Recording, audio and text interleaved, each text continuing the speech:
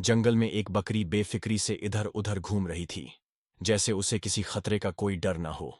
एक दरख्त पर बैठा कौवा ये मंजर देखकर हैरान रह गया। वो नीचे उतरा और बकरी से पूछने लगा, बहन, तुम्हें जंगल के खूंखार जानवरों से कोई खौफ नहीं? इतनी नड्र और बेफिक्र कैसे हो? बकरी ने मुस्कुराकर कहा, कुछ अरसा पहले एक शेरनी मर गई थी, अपने 2 छोटे बच्चों को जंगल में तन्हा छोड़कर। मैंने उन पर तरस खाया और उन्हें अपने दूध से पाला।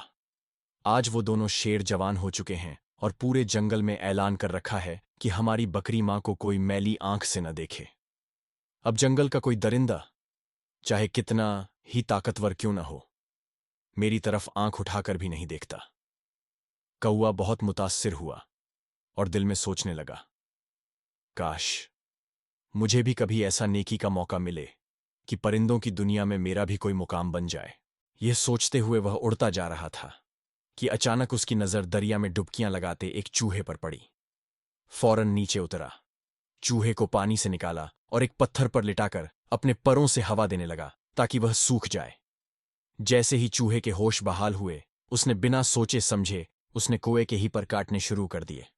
कौवा नेकी की धुन में मस्त और चूहा अपने फितरी मिजाज में मसरूफ। थोड़ी ही देर में चूहा बिल्कुल सूख गया और भागता हुआ अपने बिल में जा घुसा। कौवा अपनी नेकी पर खुश होकर आसमान की तरफ परवाज करने लगा, लेकिन चंद ही लम्हों में जमीन पर मुंह के बल आ गिरा। उसके पर कटे हुए थे और अब वह उड़ने के काबिल न रहा।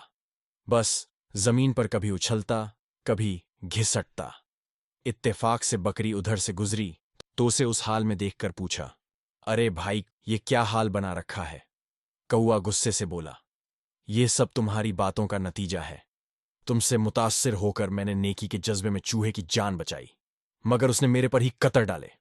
बकरी हंस पड़ी और कहने लगी, अरे नादान, अगर नेकी ही करनी थी तो किसी शेर के बच्चे के साथ करता। चूहा तो आखिर चूहा ही रहेगा।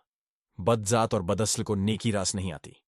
ऐसे के साथ भलाई का यही अंजाम होता है जो तुम्हारे साथ हुआ।